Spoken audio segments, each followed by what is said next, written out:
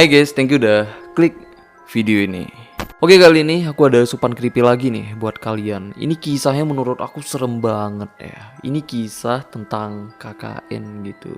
Jadi ini ceritanya juga panjang banget. Jadi pas pertama aku ngebaca ceritanya beneran sih aku merinding ngebacainnya. Karena ini emang diceritakan bener-bener detail gitu ya dengan yang ngirim ceritanya ke aku.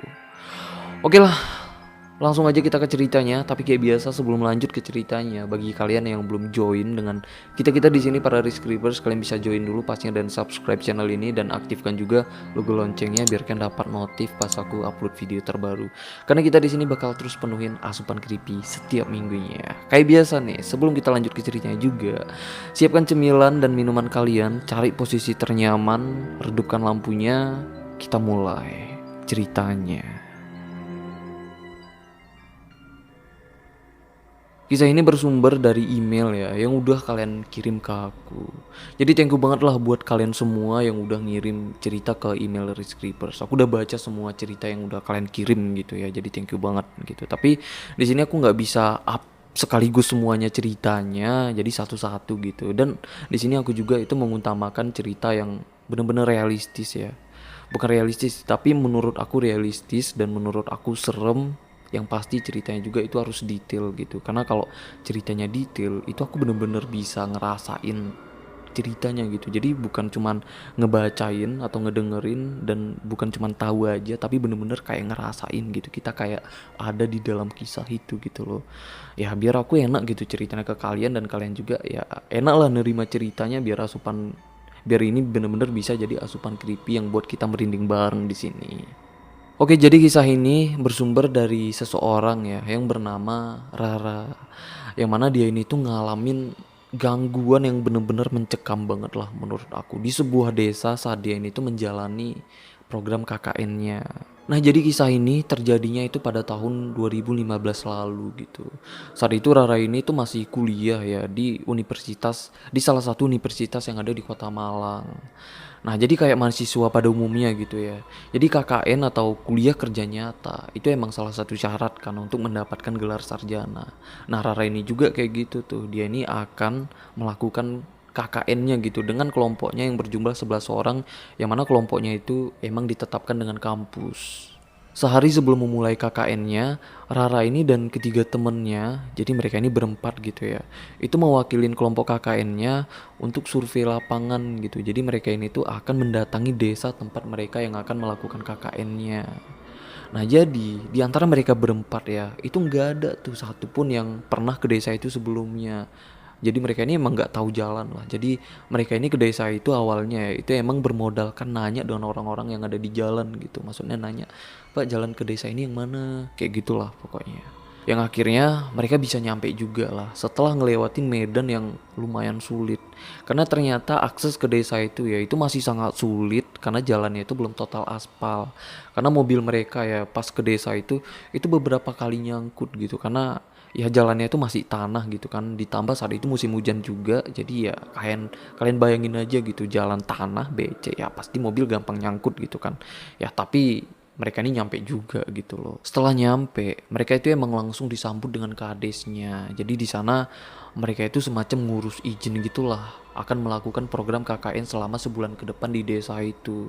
Dan mereka juga itu menjelaskan secara detail gitu ya perencanaannya, maksudnya itu apa yang akan mereka lakukan gitu di desa itu. Ya udahlah, setelah itu ya, itu kadesnya pun itu ngajak mereka keliling desa gitu ya dengan jalan kaki gitu. Maksudnya itu kayak memperkenalkan desanya lah. Nah, di situ ya mereka ini ngeliat desanya itu terkesan tertinggal banget. Nah, tapi itu sebenarnya target mereka juga karena tujuan mereka ya, mereka ini akan membantu masyarakat desa terpencil, itu membantunya dalam bentuk bakti sosial dan edukasi kayak gitulah. Nah, jadi sesuai target gitu kan. Nah, tapi biarpun kayak gitu ya, mereka ini dari awal itu sama sekali nggak ada ngerasain suasana horor, itu sama sekali nggak ada. Malah mereka ini nyaman gitu loh, karena desa itu emang terkesan asri banget. Jadi ya berasa nyaman aja gitu. Ya udahlah, setelah mereka keliling-keliling ya, lihat desanya. Mereka ini baru nih di situ ngebahas atau ngurus soal rumah. Karena kan mereka ini itu akan menjalankan program KKN-nya itu selama sebulan ke depan kan. Pasti mereka ini butuh tempat tinggal juga gitu.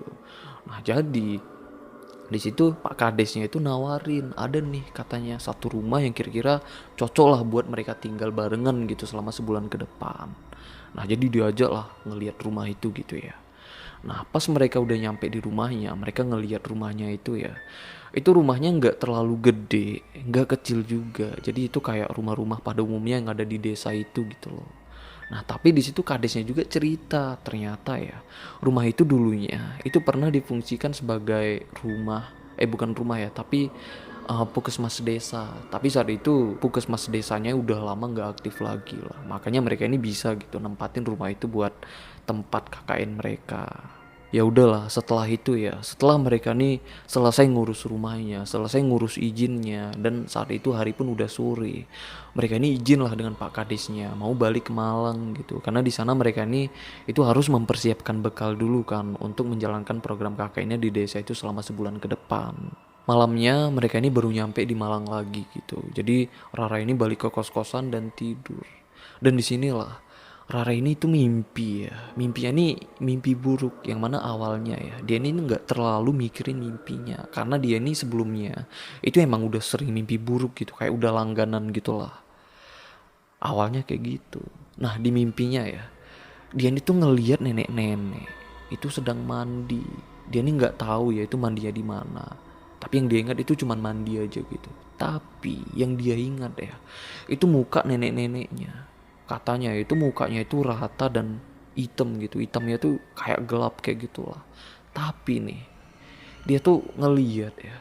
Neneknya tuh kayak nggak ada mata, nggak ada hidung dan nggak ada mulut juga gitu loh. Yang mana katanya muka nenek-nenek itu kalau diingat itu nggak enak banget lah kalau diingat-ingat kayak gitu. Ya tapi balik lagi gitu ya. Awalnya dia ngira ya itu cuma mimpi buruk biasa aja. Tapi nih nanti ya setelah dia ngalamin itu disitulah baru dia tahu loh kalau ini tuh sebenarnya bukan cuman mimpi buruk tapi lebih dari itu.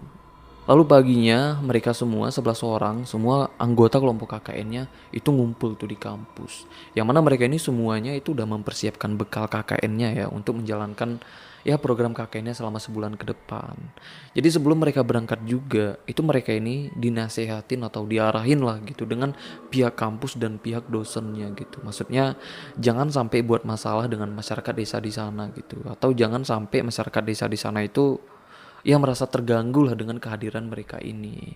Karena kan ada beberapa kebiasaan yang mungkin lumrah dilakukan di kota, tapi itu mungkin gak lumrah gitu kalau dilakukan di desa itu gitu loh. Nah jadi pihak kampusnya pun itu gak mau lah sampai bermasalah. Karena kan kalau ada apa-apa, itu yang malu kan pihak kampus gitu kan. Nah di situ mereka pun ya semuanya denger lah nasihat dari pihak kampusnya gitu ya. Setelah itu, setelah mereka dinasihatin, barulah mereka ini siap-siap mau berangkat. Yang mana mereka ini berangkatnya itu menggunakan 2 mobil dan 1 motor. Jadi saat itu Rara ini tuh 1 mobil dengan teman-teman ceweknya ya. Nah jadi mereka ini kan satu kelompok 11 orang ya. Jadi 5-nya itu cewek gitu dan 6-nya itu cowok. Jadi Rara ini tuh gabung dengan teman-teman cewek 1 mobil dan cowoknya pun itu pisah gitu. Kayak pisah mobil kayak gitulah. Nah kenapa mereka ini bawa 1 motor? Karena itu kayak nge-backup atau jaga-jaga aja lah. Mana tahu kan mereka ini itu pengen belanja keperluan gitu kan. Itu bisa lah mereka ini belanja di desa bawah. Oh ya, aku belum ceritain gitu ya.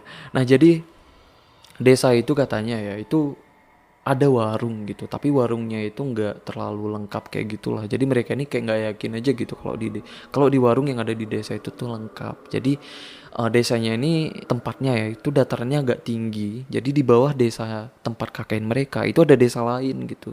Jadi desanya itu lebih gede dan di sana mereka lihat kayak ada warung yang lebih lengkap gitu loh. Nah jadi motor dibawa ya fungsinya buat itu gitu. Jadi kalau mereka mau belanja ya mereka bisa pakai motor aja gitu buat belanja di desa bawah.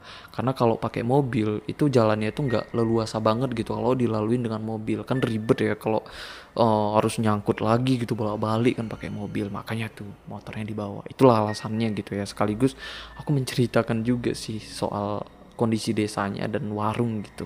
Lalu singkat cerita mereka ini pun nyampe lah di desanya. Yang mana pas mereka nyampe itu mereka disambut lagi gitu ya dengan kadesnya dan disambut juga ternyata dengan beberapa warga di sana. Yang mana ternyata warga di sana itu kayak seneng gitu ya dengan kedatangan mereka gitu mahasiswa KKN di desa itu. Ya udahlah, setelah itu semua ya mereka ini ya ke rumah rumah bekas puskesmas itu gitu. Jadi sampai di rumah itu ya, itu kan bakal tempat tinggal mereka gitu kan. Mereka ini tuh langsung ngebersihin rumahnya karena emang rumahnya itu berdebu banget dan kotor gitu, karena emang udah lama lah rumah itu nggak difungsikan. Nah jadi mereka semua anggota kelompok KKN-nya itu mereka ini tinggal di satu rumah campur cowok dan cewek, yang awalnya itu nggak dipermasalahin gitu ya. Tiba-tiba saat mereka ini sedang bersih-bersih rumah itu dipermasalahin karena mereka ini kayak didatangin dengan tetua desa situ gitu loh, yang mana itu kayak kakek-kakek gitu ya, tapi nggak terlalu tua. Kakek-kakek itu datang negur mereka, tapi negurnya itu baik-baik gitu ya. Katanya mereka ini tuh nggak boleh tinggal satu rumah campur cowok dan cewek. Nah akhirnya mereka pun itu ngejelasin gitu ya, ngejelasin baik-baik lah dengan kakek-kakek itu. Katanya kalau mereka ini tuh udah dapat izin gitu dengan Pak Kadesnya kalau mereka tuh tinggal di situ. Nah karena itu ya, itu kakek-kakek pun itu langsung marah loh. Kakek itu bilang itu izin dari Kades bukan izin dari Tuhan. Nah pas dengar kakek-kakek itu marah ya, itu mereka semuanya tuh cuman diem aja lah sembari minta maaf. Setelah kakek itu pergi ya, Rara dan Rangga, jadi Rangga ini tuh ketua kelompok KKN mereka gitu ya.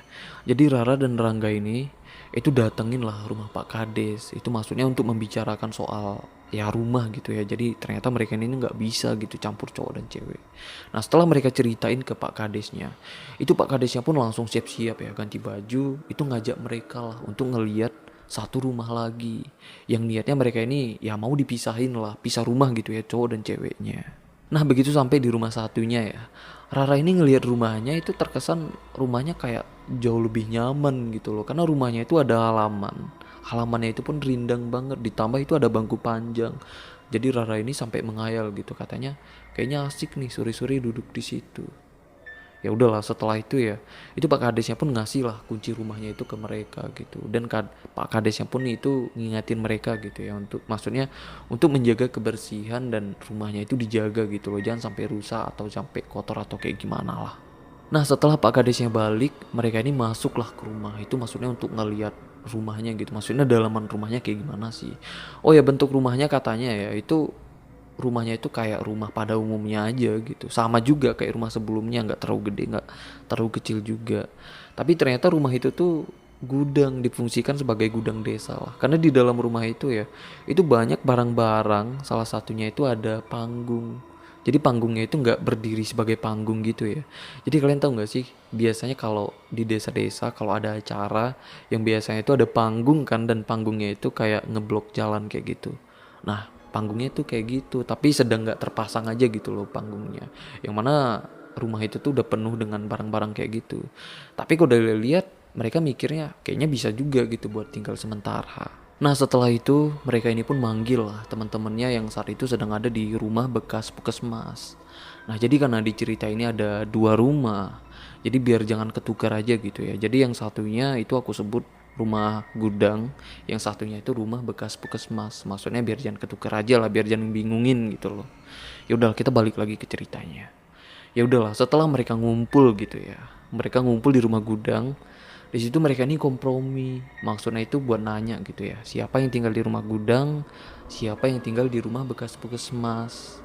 Nah di situ Rangga ini nyaranin gitu ke teman-temannya, maksudnya yang tinggal di rumah gudang itu cowok aja, karena kawasan rumah gudang ya itu kawasannya itu lebih sepi, karena letak rumah gudang itu ya itu terluar lah dari pemukiman desa. Sedangkan rumah bekas puskesmas itu emang adanya di pemukiman desa, jadi emang bertetangga lah dengan rumah-rumah warga desa lainnya. Tapi di sini ternyata cewek-ceweknya itu malah pengen tinggal di rumah gudang. Termasuk Rara ini, katanya dia itu udah excited banget gitu buat tinggal di rumah gudang itu, karena katanya itu lebih nyaman dan lebih asik aja. Ya udahlah, karena itu ya teman-teman cowoknya pun itu ngalah gitu. Yang akhirnya yang para cewek itu tinggal di rumah gudang, dan yang cowok itu tinggal di rumah bekas puskesmas. Nah jadi sorenya itu cewek-ceweknya itu ngebersihin rumah gudang. Jadi mereka ini itu dua kali lah ngebersihin rumah. Yang pertama ngebersihin rumah bekas puskesmas, lalu ngebersihin rumah gudang juga, karena kan mereka yang tinggal di situ gitu kan. Ya udahlah, setelah mereka pas mereka sedang bersih-bersih rumah gudang, tiba-tiba mereka ini nyium bau anyir gitu di rumah itu. Yang mana itu sumber baunya ya, itu ada di ruangan belakang rumahnya. Yang mana ruangan belakang rumahnya itu tuh kayak gudang juga ya, tapi di situ ada peralatan-peralatan perabotan kayak gitulah. Ada bangku, ada meja yang udah kesusun gitu, dan ada lemari tua juga. Nah, pas mereka coba nyari sumber baunya, itu kayak berasal dari dalam lemari tua itu gitu loh. Jadi mereka ini mikirnya ya, apa mungkin ada tikus mati gitu loh di dalam lemari itu. Jadi mereka ini mikirnya, ya udahlah kita cari tuh sumber baunya gitu kan. Ternyata lemarinya itu tuh nggak bisa kebuka karena terkunci, dan kuncinya pun itu nggak ada di situ. Dan ada nih salah satu temennya Rara ini ya yang bernama Gina. Jadi dia kayak iseng gitu, kayak narik pintunya lah. Dan ternyata pintunya tuh kebuka pas dia narik agak kuat dikit gitu ya, pintu tuh kebuka. Itu karena pengunci pintunya tuh patah, karena emang lemari itu udah tua banget ya kelihatannya. Jadi itu udah rapuh lah penguncinya, makanya patah. Ya udahlah, itu mereka ngebuka lemarinya, yang mana mereka ngeliat ya di dalam lemarinya itu banyak lah barang-barang yang udah tersusun rapi. Itu kayak peralatan dapur gitu ya, tapi peralatan dapur yang kecil-kecil.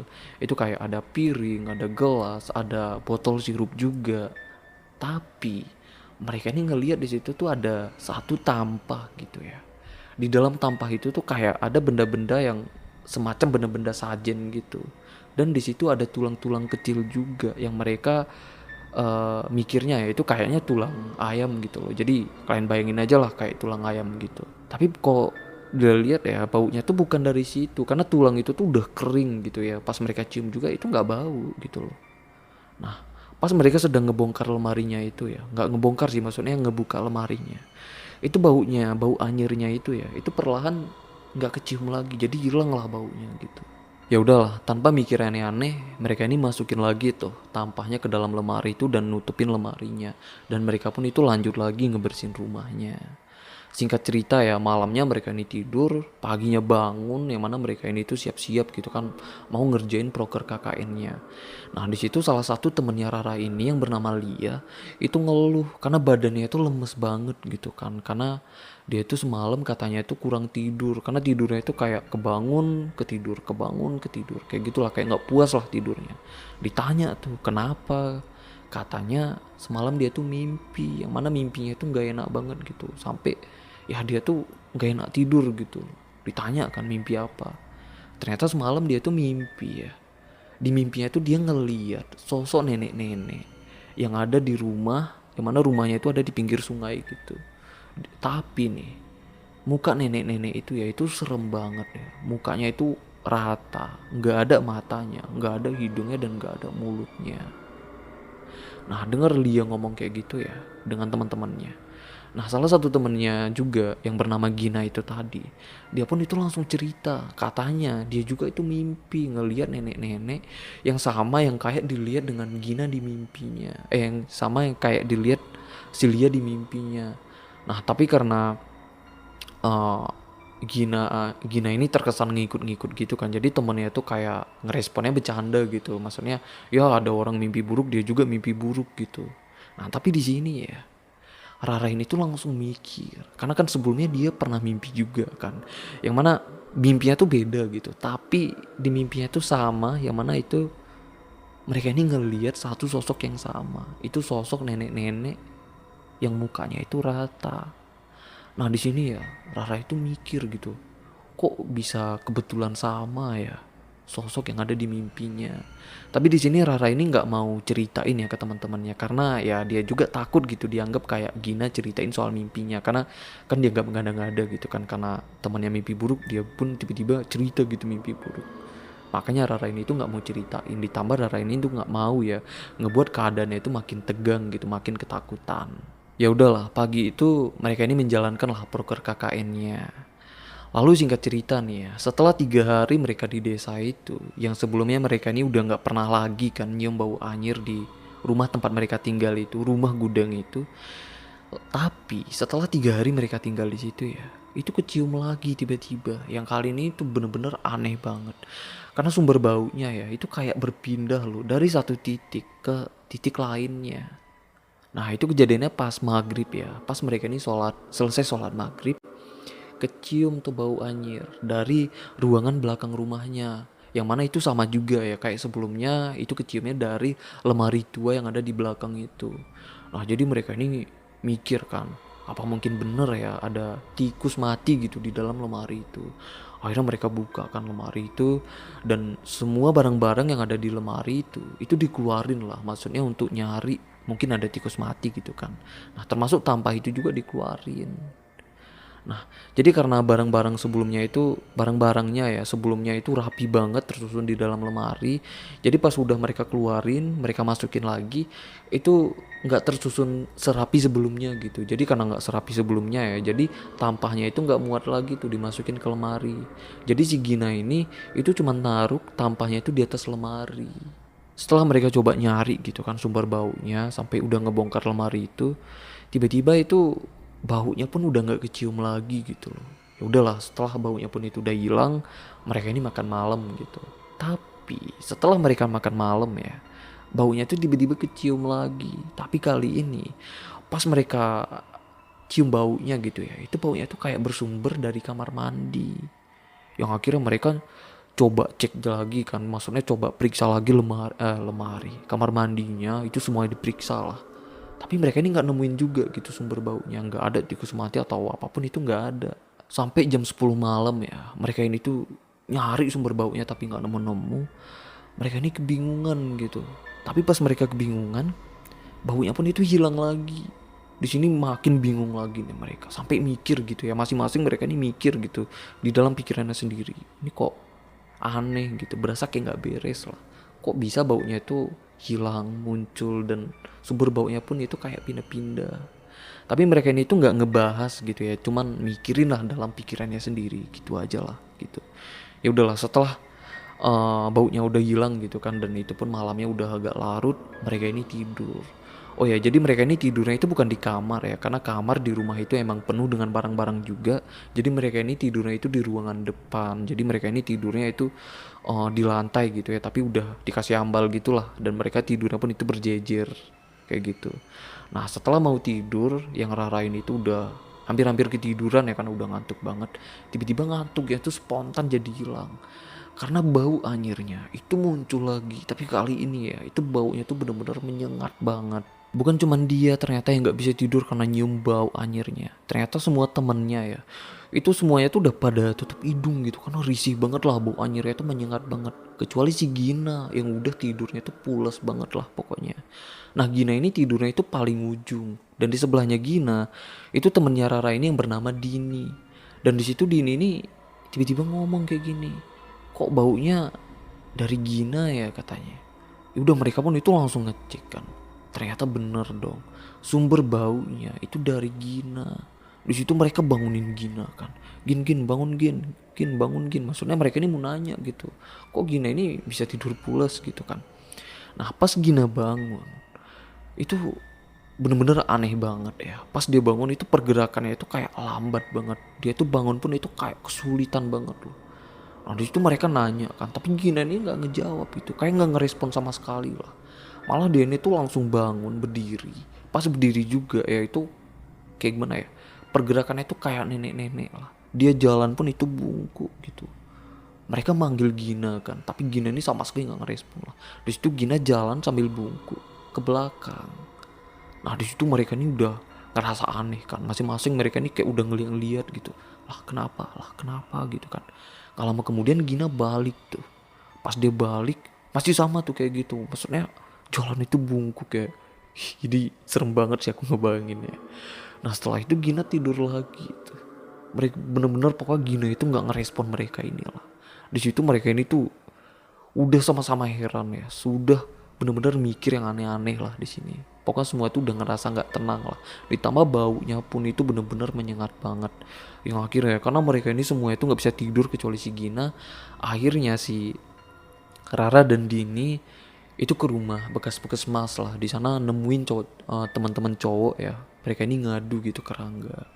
Ceritain lah semuanya ke Rangga gitu ya. Kalau mereka ini nyium bau anyir dan Gina tiba-tiba aneh gitu. Mereka ini memang udah mikir gitu, takutnya Gina ini kerasukan gitu loh. Jadi itu yang ditakutkan mereka. Lalu ya, Rara ini tuh ngajak Rangga dan beberapa teman cowok itu buat datengin lah rumah mereka gitu ya, rumah gudang. Akhirnya mereka dateng nih dengan beberapa teman cowok gitu kan buat ngecek gitu apa sih yang terjadi. Nah di situ begitu masuk ya, Rangga pun itu langsung tutup hidung karena baunya tuh bener-bener nggak enak banget. Dan Lia dan Yana ya, jadi Yana ini salah satu teman Rara ini juga, kelompok KKN-nya juga gitu ya. Itu udah di belakang tuh, mereka berdua udah muntah-muntah. Sedangkan Gina itu masih anting aja tuh tidur di ruangan depan sendiri. Nah di situ ya mereka mikir gimana ya, pokoknya mereka tuh bener-bener bingung, nggak tahu harus mau ngapain karena malam itu udah lumayan larut malam ya, karena kalau di desa jam 10 atau jam 11 malam itu udah sepi banget gitu. Jadi mereka mau ngadu ke Pak Kades pun itu nggak enak karena udah larut malam. Ditambah mereka juga mikirnya ya, masa sih cuman karena bau aja mereka ini ngadu gitu loh, apalagi sampai bangunin Pak Kades kan nggak enak banget karena mereka ini ngebayangin lah kalau mereka ngetuk rumah Pak Kadesnya tengah malam cuman ngadu cuman karena bau anyir kayak gitu, itu kayak nggak gimana ya, kayak kesannya itu manja banget karena kan kalau bau kalau dijelaskan sekilas itu kayak bukan masalah besar, tapi kalau mereka emang merasakannya secara langsung itu bener-bener buat nggak nyaman dan pastinya panik gitu.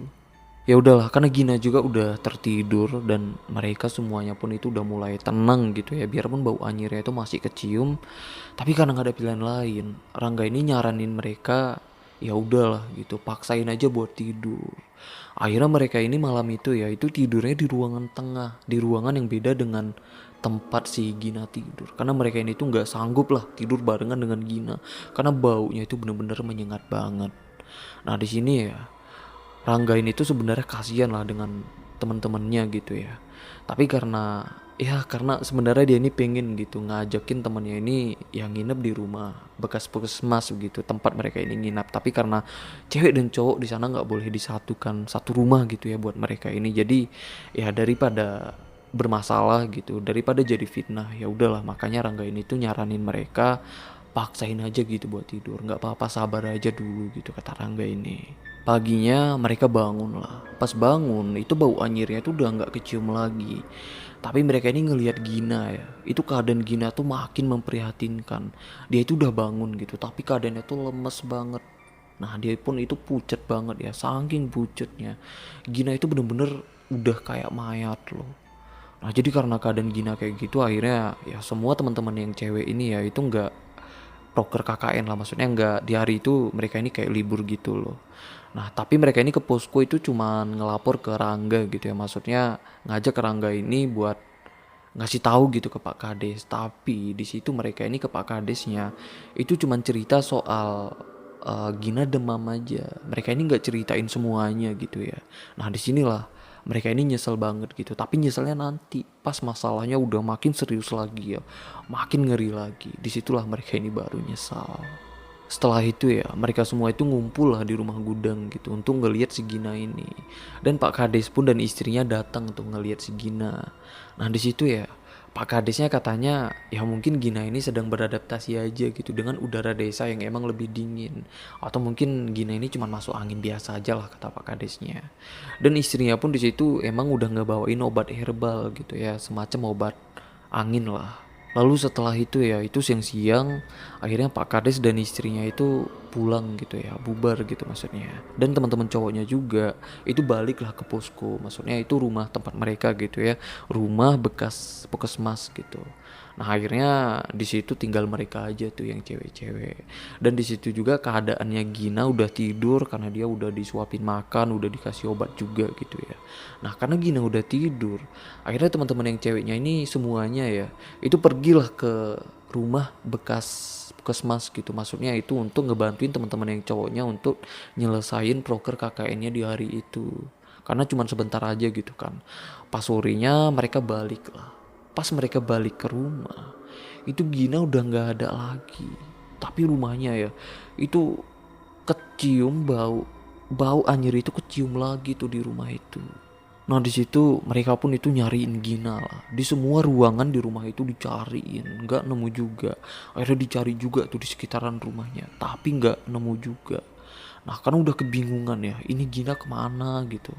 Akhirnya Rara ini tuh datang lagi tuh ke rumah bekas puskesmas itu. Maksudnya itu ngadu lagi dengan Rangga. Dia bilang kan Gina hilang gitu. Nah, semua panik dong. Akhirnya itu teman-teman cowoknya itu berdatangan lah ke rumah Gudang untuk ngebantuin nyari Gina. Itu dicariin lagi lah. Itu di rumahnya itu dicariin lagi gitu. Pokoknya dicariin lah. Sampai setengah jam mereka nyari Gina nggak nemu-nemu. Tiba-tiba salah satu temennya ya itu nemuin Gina di kamar mandi. Di situ Gina sedang berdiri menghadap ke tembok. Tapi yang anehnya ya, padahal sebelumnya mereka ini tuh udah coba ngecek gitu, udah coba nyari di kamar mandi. Padahal itu udah beberapa kali loh sebelumnya mereka nyari kamar mandi, tapi di situ Gina nggak ada sebelumnya. Tiba-tiba dia tuh udah ada di kamar mandi. Mereka pun itu nggak ngerti lah, nggak tahu lah kenapa tiba-tiba Gina tuh ada di kamar mandi. Nah pas ditemuin gitu ya, itu temannya tuh yang nemuin tuh langsung teriak gitu, ini Gina gitu. Yang mana dia tuh berdiri karena yang kayak aku ceritakan tadi, dia tuh menghadap ke tembok. Dipanggil tuh dan teman-temannya, tapi dia tuh nggak nyaut. Akhirnya ya dia tuh digotong lah dengan teman-temannya. Pas digotong itu tubuhnya ya itu tegang banget loh, dan bau tubuhnya pun itu bener-bener anjir sama tuh kayak kemarin. Teman-teman yang gotong, teman-temannya yang ngegotong dia itu bener-bener sampai nggak kuat lah, nyium bau anjir itu yang bener-bener kuat banget. Jadi di situ Gina ini dibaringkan lah di ruangan depan. Di situ Gina ini tuh nangis ya. Sambil nangis dia ngomong, katanya ya, di rumah itu ada nenek-nenek yang mukanya itu serem banget. Mukanya itu rata gitu loh. Itu nenek-nenek persis kayak sosok nenek-nenek yang dia lihat di mimpinya sebelumnya. Dan dia juga bilang gitu ya, nenek itu nyeret dia ke belakang rumah. Gila sih, ini serem banget. Dan mereka juga ya teman-temannya yang ada di rumah itu yang denger langsung gitu ya cerita dari Gina, apalagi dia tuh ngomongnya sambil nangis, itu semua pada merinding, semua itu udah pada ketakutan lah. Yang cewek-cewek ya itu semua itu udah pada nangis, gila.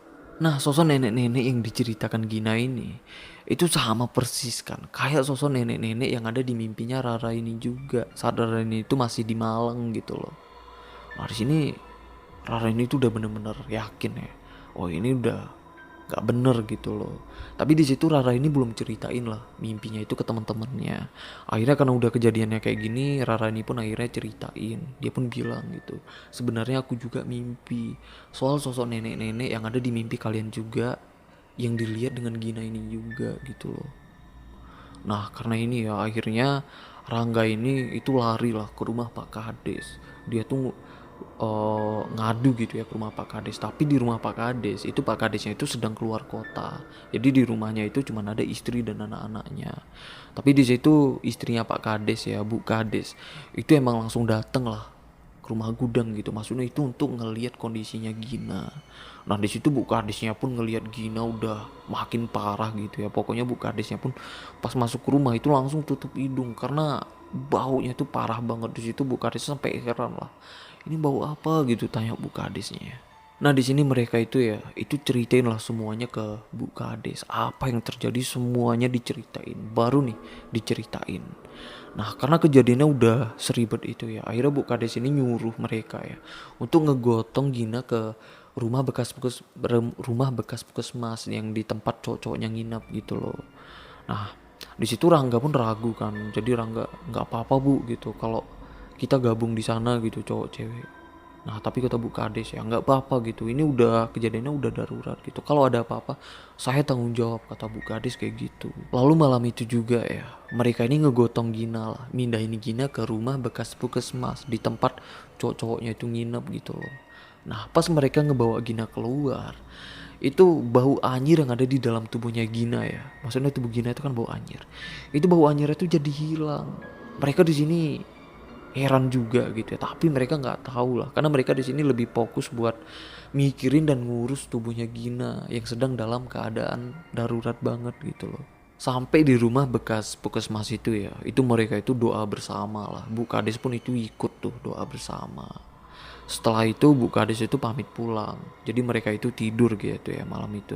Nah sedangkan si cewek itu tidurnya di kamar, semuanya itu tidur di kamar ya. Sedangkan cowok itu tidurnya di ruang tamu. Tapi saat itu ruang tamunya itu kosong gitu ya, nggak ada sofa atau bangku, itu nggak ada. Jadi ruangan kosong, mereka ini cuman gelar tikar aja gitu. Jadi tidur bareng tuh di ruangan itu. Ya udahlah, malam itu mereka pun tidur.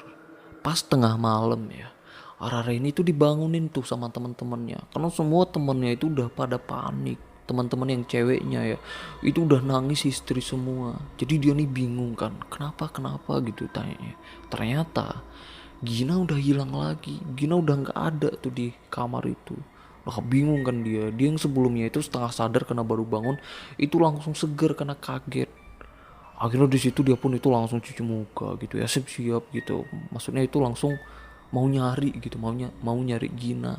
Tapi di situ Rangga ini katanya ya nggak mungkin gitu, karena udah tengah malam ya, itu nggak mungkin lah mereka ini cewek cowok keluar gitu buat nyariin si Gina.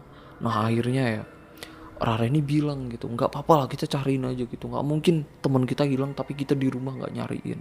Nah akhirnya dicariin tuh, mereka ini nyarinya itu di sekitaran rumahnya gitu ya, di sekitaran rumah bekas puskesmas itu, tapi nggak nemu juga. Nah karena udah dicari-cari nggak nemu juga, akhirnya Rara ini kepikiran tuh buat nyariin ke rumah gudang. Nah akhirnya karena diantara mereka tuh nggak ada yang berani ke rumah gudang itu, akhirnya yang berani itu cuman Rangga dan Rara ini aja. Cuman mereka berdua ini aja lah. Akhirnya mereka berdua itu pergilah ke rumah gudang. Di perjalanan ke rumah gudang ya itu Rara ini tuh benar-benar berdoa. Dia tuh benar-benar nggak putus lah berdoanya sampai baca ayat kursi juga. Sampai ke depan rumahnya itu katanya ya keadaannya itu ya sepi, gelap. Kalian bayangin aja lah di desa kecil ya, mungkin itu kayak semi-semi hutan kayak gitu tengah malam, itu gila sih. Nah mereka ngelihat rumahnya pun itu gelap banget gitu ya, karena lampunya dimatiin gitu kan. Akhirnya mereka masuklah ke rumah itu, hidupin semua lampunya gitu ya. Pas mereka masuk itu mereka nyariin sampai dicariin juga tuh di kamar mandinya, tapi nggak ada juga tuh di situ Gina. Pas mereka sedang ada di ruangan belakang rumah gudang itu, Rara ini kaget karena ngeliat Rangga ya. Rangga itu keadaan itu udah tegang gitu, mata itu udah melotot ngeliat ke arah lemari tua. Di situ Rara itu langsung tutup muka lah. Dia nggak berani ngeliat ke arah yang dilihat dengan Rangga karena dia tahu ya kayaknya itu Rangga itu ngelihat sesuatu, maka dia tuh nggak berani ngeliat. Nah setelah Rangga itu sadar gitu, dia pulih dari tegang badannya, dia tuh langsung lah narik tangannya Rara, itu mereka lari itu balik ke rumah bekas puskesmas. Nah jadi karena mereka lari ya, yang itu ngelewatin rumah warga, ternyata ada warga yang kebangun tuh karena denger suara lari mereka. Jadi ada bapak-bapak ya yang datang ke rumah bekas puskesmas itu gitu, nyamperin mereka lah di situ. Bapak-bapak itu nanya, kenapa, katanya, kok lari, ada apa gitu, tanya bapak-bapak itu. Nah di situ mereka tenang gitu ya, bukan malah takut, tapi mereka ini malah tenang lah, karena mereka ini bisa ngadu, bisa ceritain ke bapak-bapak itu. Akhirnya mereka ini ceritain lah semuanya. Nah setelah mereka ceritain ke bapak-bapak itu ya, bapak-bapak itu bilang, harusnya kalian jangan tinggal di rumah itu. Mereka nanya kan, kenapa pak gitu, rumah itu nggak bener kata bapak itu. Nah tapi karena bapak itu ngejawabnya ya dengan nada yang seolah-olah bapak itu nggak pengen menceritakan lebih lanjut, mereka ini tuh akhirnya nggak berani nanya lagi. Ya udahlah setelah itu ya bapak-bapak itu pun balik lah. Sebelum bapak-bapak itu balik, syukurnya nih bapak-bapak itu kayak nawar bantuan gitu. Kata bapak itu ya, kalau ada apa-apa ketuk aja gitu rumahnya. Dia sampai nunjukin lah rumahnya yang itu gitu loh. Jadi karena kejadian ini ya, selama semalaman itu mereka semua itu nggak bisa tidur. Itu karena semua itu pada panik lah karena Gina itu hilang kan, belum ditemukan. Nah akhirnya Rara ini tidurnya ya itu pagi loh, dia tuh baru bisa tidur. Ya udahlah dia pagi tidur, siangnya dibangunin Rangga. Ternyata Gina itu udah ditemuin karena dicari dengan Rangga dan teman-teman cowoknya, juga dibantuin dengan beberapa warga. Yang mana Gina ini ya itu ditemuin sama tuh kayak di tempat sebelumnya. Dia tuh ditemuin di kamar mandi rumah gudang. Nah di situ ya mereka ini ngelihat Gina itu keadaannya itu udah bener-bener trauma banget loh. Dia tuh udah pucet banget, saking pucetnya dia tuh udah kayak mayat lah, kayak yang aku ceritakan tadi. Tapi seenggaknya ya mereka itu udah lega lah karena Gina udah ditemukan lagi gitu loh. Jadi begitu Gina ditemukan, mereka ini emang ngasih Gina makan gitu ya, sampai dikasih obat juga. Nah di sini untungnya ya karena mereka dalam keadaan ya semua itu dalam keadaan panik kayak gitu kan, nggak ada yang kepikiran buat masak lagi. Tapi syukurnya nih dari pagi mereka ini emang dijenguk gitu ya dengan beberapa warga yang ternyata emang udah tahu lah kejadian soal apa yang mereka alamin.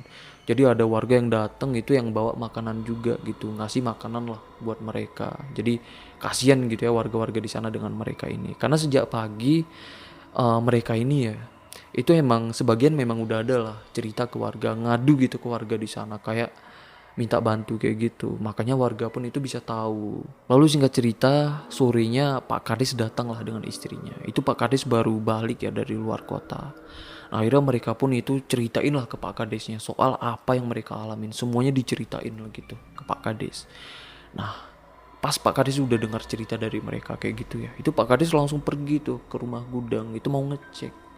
Setelah setengah jam ya Pak Kades dari rumah gudang, Pak Kades udah ke rumah gudang, dia balik lagi tuh. Pas balik dengan nada tinggi ya, Pak Kades nanya tuh dengan Rangga, siapa yang buka lemari itu? Nah di situ Rangga cuman diem aja, bingung, dia tuh nggak tahu gitu. Nah akhirnya Rara ini ngejawab lah, maaf Pak, kami yang buka, kami nggak sengaja, maaf Pak gitu. Pokoknya Rara ini minta maaf lah dengan Pak Kadesnya. Rangga itu pun itu minta maaf lah. Mereka semua minta maaf tuh dengan Pak Kadesnya. Karena Pak Kades di situ benar-benar udah marah banget emang kelihatannya. Lalu di sini Pak Kades pun itu ngedudukin mereka semua lah. Di situ Pak Kades ceritain, katanya di dalam lemari itu ada mainan jin. Yang itu maksudnya itu tampah yang berisi sajen itu tadi. Pak Kades juga bilang gitu ya, katanya itu emang pemilik atau peninggalan dari almarhumah, pemilik asli dari rumah itu. Dan katanya juga nih, karena ada yang lancang gitu ya, ngebukain lemarinya, apalagi sampai ngeluarin sajen itu dari lemarinya. Makanya sosok wanita tua itu marah dengan kalian. Nah, Pak Kadis bilang kayak gitu tuh. Nah, di sini Rara ini baru ingat yang pertama kali ngebukain pintu lemarinya itu emang Gina. Dan Gina juga tuh yang naruh tampahnya di atas lemari. Tapi niatnya itu bukan karena memang eh, sengaja atau kayak gimana ya. Enggak, itu karena kan kayak aku ceritakan itu tadi gitu loh. Jadi kan mereka ini nyium bau yang kiranya itu kayak bau daging, bau tikus mati gitu kan. Jadi mereka ini ngeluarin barang-barang yang ada di lemari itu, tapi pas mereka masukin lagi itu nggak serapi sebelumnya. Jadi tampahnya itu nggak muat lagi pas mereka mau masukin, makanya tuh tampah itu ditaruh di atas lemari. Kayak gitulah dijelasin Rara ini dengan Pak Kadesnya gitu loh. Maksudnya mereka ini tuh nggak sengaja. Kata Pak Kades juga ya, bau anyir itu bukan berasal dari sesuatu yang ilmiah, bukan. Itu emang berasal dari sosok jin yang emang udah lama ada di rumah itu. Dan Pak Kades juga bilang gitu, kalau dari awal mereka ini udah ngadu ceritain ke Pak Kades soal bau anyir itu, mungkin Pak Kades ini bisa gitu menghalau mereka, menghalau maksudnya jangan sampai terjadi seburuk itu gitu loh. Nah tapi mereka ini nggak ngadu kan. Nah di sini nih mereka ini nyesal kenapa nggak dari awal mereka ini ceritain ke Pak Kades soal bau anyirnya. Ya itu juga karena ada alasan kan, mereka ini tuh masih ragu gitu, masa sih iya bau anjir itu hantu gitu. Mereka ini masih mikir kayak gitu, dan mereka juga nggak mau lah dianggap manja gitu ya, cuman karena bau anjir aja mereka ini sampai ngadu bangunin Pak Kades tengah malam. Karena itu kan mereka ini nggak ceritain ke Pak Kadesnya. Nah di sini ya mereka ini juga itu nanya lah ke Pak Kades, maksudnya kenapa rumah itu gitu, ada apa dengan rumah itu. Tapi Pak Kades cuman jawab ya, katanya semua cerita tentang rumah itu semuanya tentang keburukan orang yang udah meninggal. Jadi nggak baik gitu membicarakan keburukan orang yang udah meninggal. Setelah Pak Kades ngejawab kayak gitu ya, itu mereka pun semuanya diam aja tuh, nggak ada lagi tuh yang berani nanya. Dan mereka pun itu terus-terusan gitu ya minta maaf dengan Pak Kadesnya. Nah lalu nggak lama kemudian Pak Kades dan Ibu Kades pun itu pamit gitu ya pulang, karena emang udah deket maghrib dan warga-warga di sana pun yang berkumpul gitu ya di rumah mereka itu pada bubar lah karena emang udah dekat maghrib. Lalu maghrib itu mereka sholat berjamaah, di situ mereka ngaji dan berdoa gitu ya sampai jam 8 malam. Nah jam 8 malamnya itu Pak Kades datang tuh sendiri. Pak Kades katanya ya itu ada sesuatu yang mau disampaikan ke mereka. Nah di sini Pak Kades bilang ke mereka, katanya Mereka ini tuh nggak bisa lagi melanjutkan KKN di desa itu. Karena Pak Kades takut ya terjadi sesuatu yang lebih serius lagi. Jadi demi kebaikan bersama, mereka itu lebih baik pulang aja. Kata Pak Kades kayak gitu. Nah lalu Rangga pun dengan bahasa yang sopan gitu ya. Dia pun memohon lah dengan Pak Kadesnya untuk jangan membatalkan KKN-nya. Karena Rangga ini juga ngejelasin ke Pak Kadesnya, kalau KKN-nya dibatalkan, mereka ini bisa kena penalti dengan pihak kampus gitu. Dan mereka pun itu harus ngulang KKN-nya di tahun depan. Maka tuh Rangga itu memohon lah dengan Pak Kadesnya. Tapi karena Pak Kadesnya juga nggak tega ya, akhirnya mereka ini nyari titik tengah lah. Gimana caranya mereka ini tetap bisa menyelesaikan KKN-nya di desa itu, tapi minim resiko. Nah jadi caranya ya, kata Pak Kades, boleh aja gitu mereka ini tuh menyelesaikan KKN-nya, tapi yang cewek-cewek itu ya, itu semuanya itu harus pulang. Nah karena rumah gudang itu ya, itu udah nggak memungkinkan lagi untuk ditempatin. Jadi di desa itu ya rumah kosong itu cuma ada dua, ya rumah gudang dan rumah bekas puskesmas itu. Jadi nggak mungkin kan mereka cewek-cewek itu dipaksa tinggal barengan dengan cowok-cowok di rumah bekas puskesmas. Jadi Pak Kades juga takut gitu ya berselisih dengan masyarakat desa dan jadi fitnah juga. Makanya lebih baik yang cewek ini dipulangkan aja, biar yang cowok aja gitu melanjutkan KKN-nya. Soal nilai, Pak Kades juga katanya janji dia bakal ngasih nilai merata. Karena kan kalau KKN itu nilainya dikasih dengan perangkat desa kan, termasuk kepala desanya gitu loh. Ya udahlah, mau nggak mau kan. Mereka itu semuanya setuju gitu, karena itu cuman satu-satunya cara biar mereka ini bisa menyelesaikan KKN-nya. Nah setelah itu ya, setelah 2 hari setelah keadaan Gina udah lumayan membaik, barulah mereka itu balik ke Malang. Nah jadi karena teman-teman yang ceweknya itu kasihan gitu kan, cuman teman cowoknya yang kerja tapi mereka itu dapat penilaian yang merata. Akhirnya teman-teman yang ceweknya ini punya inisiatif gitu, maksudnya mereka ini seminggu sekali itu datang gitu ya, kecuali si Gina yang emang nggak mau datang lagi ke desa itu. Jadi mereka yang selain Gina, mereka berempat itu seminggu sekali datang ke desa itu untuk nganterin makanan dan nganterin beberapa keperluan lain gitu untuk temennya yang cowok. Maksudnya itu untuk meringankan lah. Jadi proses itu pun benar-benar berjalan sampai kakeknya pun itu benar-benar selesai.